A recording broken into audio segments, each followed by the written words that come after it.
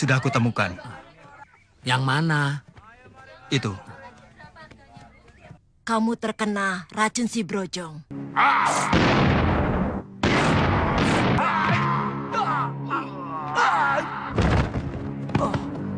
Adikku yang laki-laki, Pangeran Garai, mau kawin.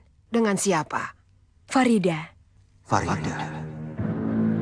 Ini alam siluman. Kenapa pangeran berada di sini? Di episode sebelumnya telah diceritakan bahwa Farida yang hendak menikah dengan Sembara pun tiba-tiba diculik oleh siluman babi atas dasar perintah Mak Lampir. Nenek jahat itu pun menyuruh wanita ratu siluman babi tersebut untuk menikahkan Farida dengan adiknya yang bernama Pangeran Garai. Dengan demikian, Mak Lampir pun akan lebih mudah dalam menghabisi Farida yang dilindungi oleh Raja Wahyu Agung. Sementara itu, Sembara dan Basir pun segera mencari tahu tentang keberadaan Farida. Mereka pun sudah melacaknya ke beberapa desa, namun belum juga ditemukan tanda-tanda keberadaan Farida. Hingga kemudian, Basir pun mencurigai seorang wanita berbaju merah yang bersimpangan dengannya. Ia pun kemudian segera memberitahukannya kepada Sembara.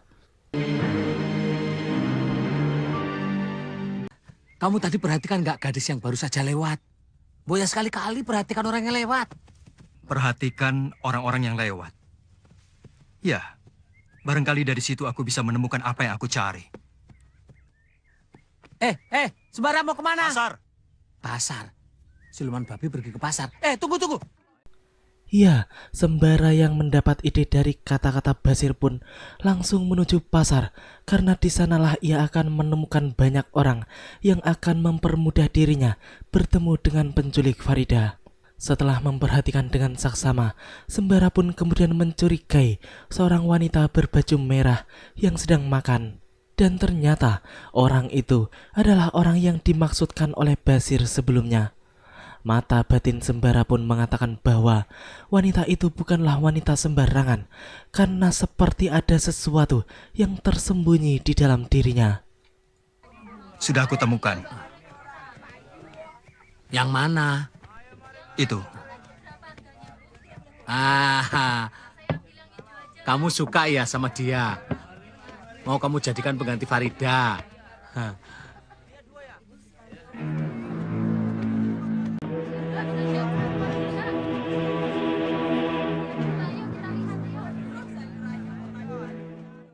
Setelah wanita itu berlalu, Sembara pun segera mengikutinya. Akan tetapi, sepertinya wanita itu sadar kalau sedang diikuti oleh seseorang. Ia pun beberapa kali menengok ke belakang dan segera berbelok arah ketika berada di pertigaan. Tampaknya wanita itu berlari ke arah hutan. Sementara itu, Sembara dan Basir yang kehilangan jejak pun berhenti di pertigaan tersebut. Mereka pun bingung kemana wanita itu berlari. Namun, Sembara yang melihat kelebatan bayangan merah di sebelah kanannya pun cepat-cepat mengejar bayangan tersebut diikuti oleh Basir. Akan tetapi, lagi-lagi bayangan itu menghilang setelah memasuki kawasan hutan. Namun walaupun begitu, Sembara pun yakin jika wanita itu masih bersembunyi di sekitar tempat tersebut. Mereka berdua pun kemudian segera berpencar untuk menemukan buruannya.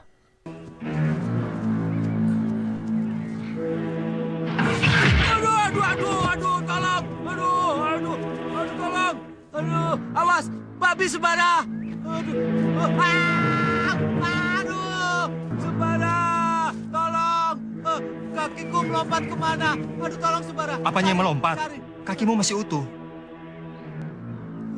Aku kira. Cuma betismu saja yang robek. Ya, benar dugaan Sembara. Ternyata memang benar bahwa wanita itu adalah siluman babi. Tampaknya luka di kaki Basir pun bukan luka sembarangan. Sembara pun kemudian mengajak Basir untuk mencari penginapan sekaligus tabib yang bisa menyembuhkan luka akibat serangan babi tersebut. Mereka berdua pun kemudian sampai di rumah wanita tua, seorang dukun yang terkenal mampu menyembuhkan berbagai macam penyakit. Akan tetapi, dukun tersebut pun mengatakan bahwa luka Basir sulit untuk disembuhkan.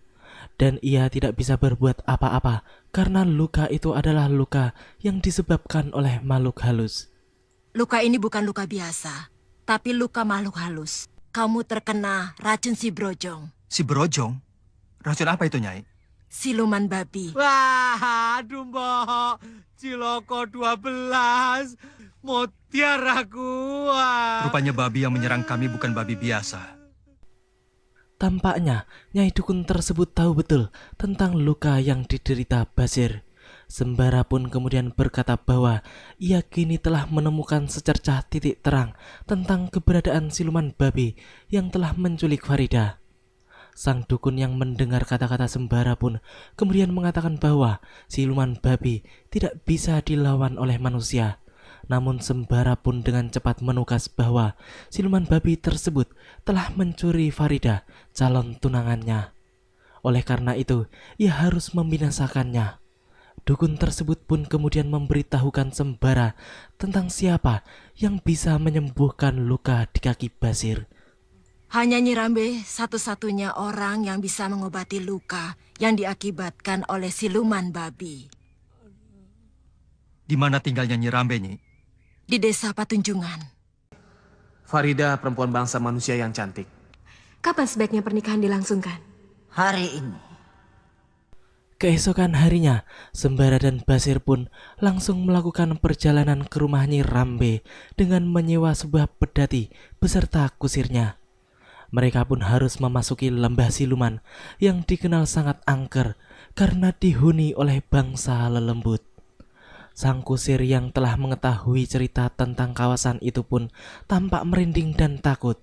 Ia pun menceritakan kepada Sembara tentang kejadian-kejadian aneh yang pernah dialami oleh para penduduk yang telah melewati hutan lembah siluman tersebut. Sebenarnya, Sembara pun sudah merasakan hal gaib ketika memasuki lembah itu. Hingga kemudian, pedati mereka pun terhenti mendadak seperti sedang ditahan oleh suatu kekuatan yang tidak terlihat.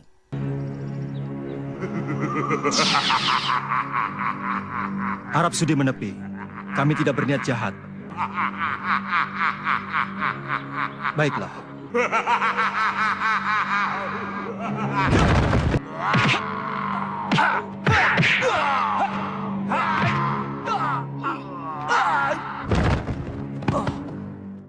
Ya, Sembara pun terpaksa harus bertarung melawan jin penunggu jalan tersebut karena memang jin itu telah menantangnya untuk bertarung.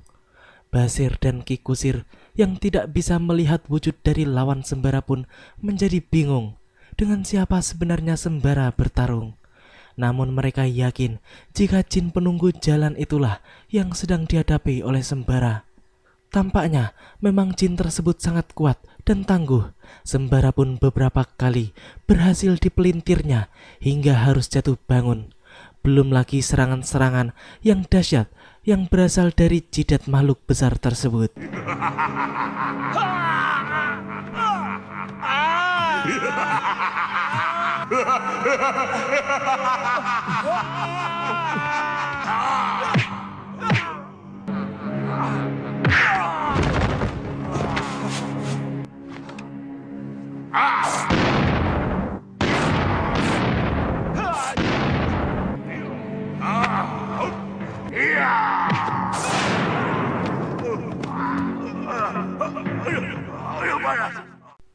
Setelah terkena ilmu Sembara, makhluk itu pun merasa kepanasan dan akhirnya menghilang.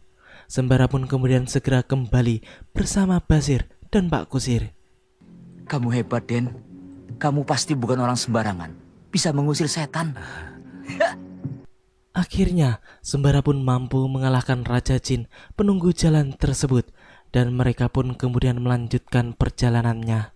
Hingga tak lama kemudian, mereka pun memasuki sebuah kawasan desa dan sampai di rumah Nyi Rambe. Nyi Rambe pun kemudian mencoba untuk mengobati Basir dengan ritual-ritual saktinya. Basir pun tampak kesakitan ketika kakinya dicuci oleh air garam.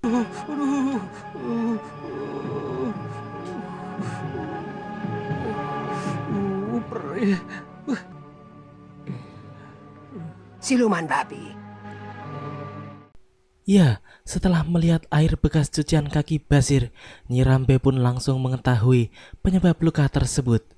Ia pun sedikit terkejut ketika melihat lebih detail tentang luka pada kaki kiri Basir. Kemudian Nyi Rambe pun pergi meninggalkan mereka entah kemana. Sembara yang curiga pun kemudian segera menyuruh Basir untuk beristirahat. Sedangkan dirinya sendiri pun bersemedi dan melakukan rogo sukmo untuk melihat apa yang dilakukan oleh Nyi Rambe.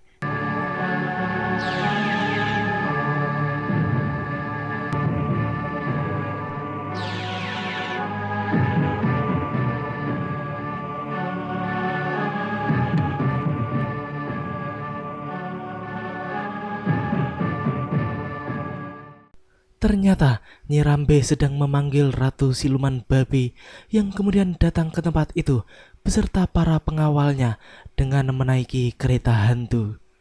Sembara yang melihat semua itu pun segera bersembunyi karena ia penasaran apa yang akan dilakukan oleh keduanya. Ada apa kamu memanggil aku, Nyi Rambe? Kita sudah mengadakan perjanjian bahwa kita tidak saling mengganggu alam kita masing-masing. Betul. Kenapa? Kemarin, seorang anak buah Nyai Ratu telah melukai bangsa manusia, sehingga sulit bagi saya untuk menyembuhkannya. Kemarin? Siapa kemarin yang menyeberang ke alam manusia? Dewi Kilti, Gusti Ratu. Adikku sendiri. Panggil, cepat. Baik, Gusti Ratu. Adikku yang laki-laki, Pangeran Garai, mau kawin. Aku mengundangmu. Kapan? Irah Ubar. Dengan siapa? Farida, perempuan dari bangsa manusia. Farida. Sembara pun kaget ketika Ratu Siluman Babi itu menyebut nama Farida. Tak lama kemudian Dewi Kilti pun datang dan segera diberondong pertanyaan oleh sang ratu. Dewi Kilti pun mengakui kalau ia kemarin memang menyeberang ke alam manusia. Ratu Siluman Babi itu pun marah ketika mendengar pernyataan dari adiknya yang dianggapnya bandel tersebut. Benar, Dewi hanya membela diri. Kalau tidak, Dewi bisa dihukum melukai bangsa manusia. Bukan saya yang salah. Manusia itu mau mengganggu saya. Dia mau menangkap saya. Jadi, saya seruduk saja kakinya. Adikku tidak bersalah. Manusia itulah yang bersalah. Dia mau menangkap adikku. Tentu saja adikku membela diri. Persoalan sudah selesai. Aku minta diri. Setelah merasa semuanya telah jelas, rombongan Ratu Siluman Babi pun segera beranjak pergi dari rumah Nyi Rambe.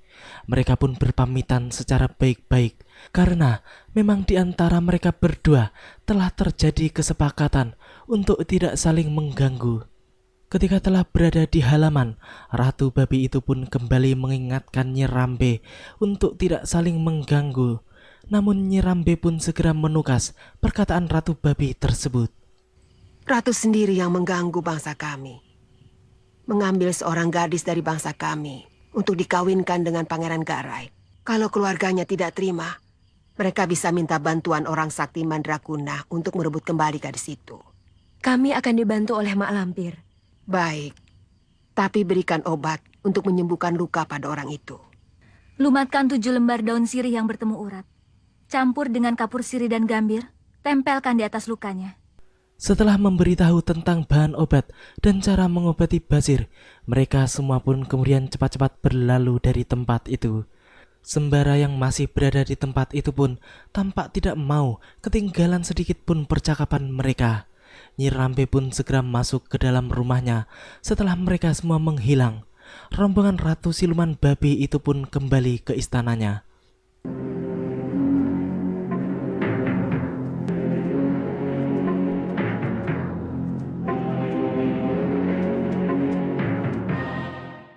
Ternyata Sembara langsung menyelinap pada pasukan Siluman Babi ketika mereka menghilang dari rumahnya Rambe, sehingga kini ia bisa berada di alam jin istana Ratu Babi. Sembara pun ingin tahu di mana Farida disembunyikan. Ia pun kemudian segera menuju penjara dan melihat keberadaan Farida di sana. Setelah memastikan bahwa Farida berada di penjara Ratu Babi, Sembara pun kemudian keluar dan cepat-cepat memanggil Panglima Kumbang untuk membawanya kembali ke rumah Nyi Rambe. Panglima Kumbang, datanglah. Ini alam siluman. Kenapa pangeran berada di sini? Farida diculik oleh bangsa siluman. Saya sudah bisa menemukannya, tapi belum bisa membebaskannya. Saya harus pulang dulu untuk mempersiapkan diri. Baiklah pangeran. Mari saya antar. Terima kasih Panglima Kumbang. Selamat jalan.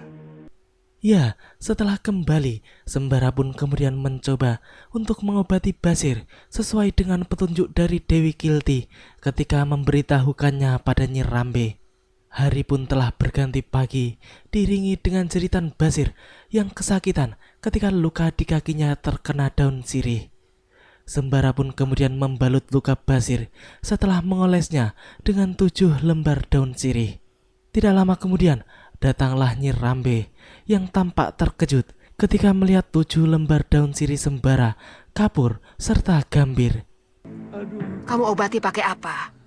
7 lembar daun sirih ketemu urat, dicampur dengan kapur dan gambir. Dari mana kamu tahu? Tadi malam Mimpi. Sama. Tadi malam saya juga bermimpi.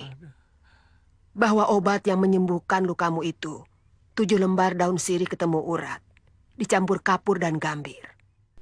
Kini kita menuju pada Mak Lampir yang sedang mengajari ilmu-ilmu kesaktian kepada Pangeran Garai, adik dari Ratu Siluman Babi yang akan disuruhnya untuk menikahi Farida. Mak Lampir pun tampak puas ketika melihat Pangeran Garai bisa menyerap ilmunya dengan cepat. Mau apa kesini lagi? Ini kan lembah siluman babi. justru itu, yang menculik Farida adalah siluman babi. Dan kita berada di lembah siluman babi. Maka kita harus bisa menemukan Farida di sini. Demikianlah alur cerita di episode kali ini. Nantikan kelanjutan kisahnya di episode yang akan datang. Terima kasih bagi teman-teman semua yang udah mau nonton. Jangan lupa subscribe dan share dan juga nyalain notifnya. Wassalamualaikum warahmatullahi wabarakatuh. Dan salam anak 90-an.